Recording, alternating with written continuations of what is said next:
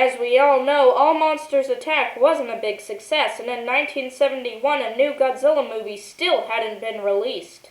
I'm sure Ishiro Honda nor Jun Fukuda wanted to make another Godzilla film considering what went down with the last one. Tomoyuki Tanaka would bring in a new director for the next Godzilla film, Yoshimitsu Banno. There were mixed reviews on this film. Some people say it's okay and others say it's horrible. Let's find out in my review of 1971's Godzilla vs. Hedorah. Before Godzilla vs. Hedorah would begin production, legendary special effects director H.A. Tsuburaya would die on January 25th, 1970. Throughout the film there were some nice little nods to him and all the work that he's put into Godzilla, but mainly they only made me think about Ultraman. Pretty much straight into the movie, we get a nice shot of our antagonist, Hedorah. Besides the Mothra song in the Showa era, I don't really like chorus songs, and I think Santa got my wish, because in this movie, yes, there is more chorus songs titled Give Back the Sun. Also pretty much straight into the movie, we get to see our protagonist named Ken. Throughout the movie, Ken is pretty much the only one who actually knows what the heck is going on. A fisherman working for Ken's dad brings him a very strange-looking tadpole. Is this tadpole related to the main villain? You'll have to see. Ken's dad goes scuba diving for reasons that I don't know and has an encounter with Hedorah. Although he is not killed, his face is scarred for the rest of the movie.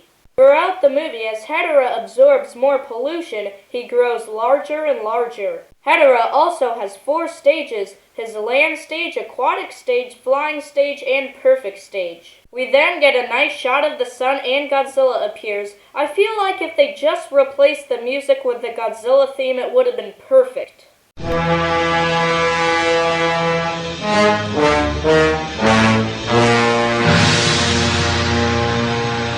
Pure cinema right there, folks. Speaking of music, this new score would be composed by, please don't kill me if I'm pronouncing this wrong, Richiro Manabe. No! Besides this one song, the score is not great, but still not bad.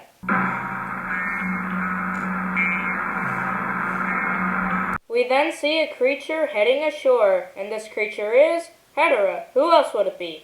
Godzilla soon quickly picks up on this and begins to duke it out with Hedorah.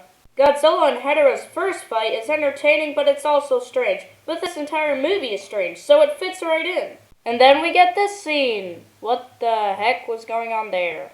At the end of Godzilla and Hedorah's fight, when Godzilla goes to jump in the water, you can actually see part of the studio in the upper right-hand corner. The Daisenso Goji suit was now 6 years old and making its 5th movie appearance. It is used for when Godzilla is in the water in this abomination of a scene. In the movie, there are these little animations, and since these new Godzilla movies are supposed to appeal more to kids, I guess that makes sense. As Hedorah absorbs more pollution, we now get to see him in his flying stage, and now we get a second battle of Godzilla vs. Hedorah. It is not looking so good for Godzilla, with him being brought to the ground by the power of Hedorah's pollution. I kind of get how Yoshimitsu Banno wanted this movie to appeal to kids, but then why add people with fish heads and all of this stuff?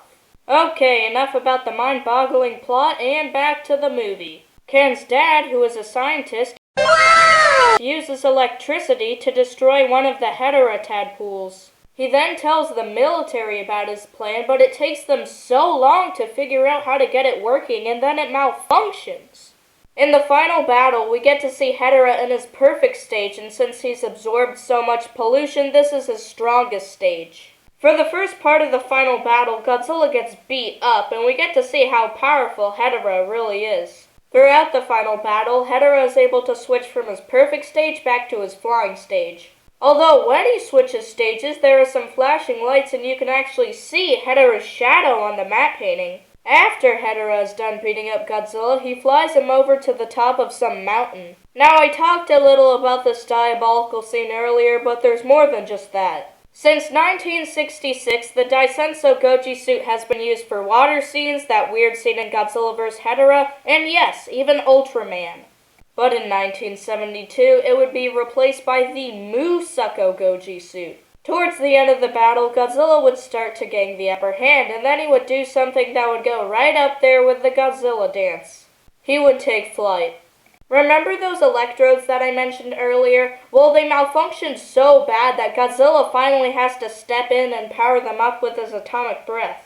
The electrodes completely fry Hedorah, and then Godzilla goes over to him and rips both of his eyes out. At this point, I really gotta stop calling this a kid's movie. Now, I've heard stories that the reason that Hedorah's eyes aren't red when Godzilla rips them out is because the studio was running out of money. But then how come Hedorah's eyes are red in a later scene? Now, an obvious explanation for this is that they just used the Hedorah land stage suit or they filmed it earlier. Godzilla vs. Hedorah was released on July 24th, 1971, and let's just say it wasn't a huge success. And although Yoshimitsu Banno's movie wasn't a huge success, he still wasn't done with Godzilla.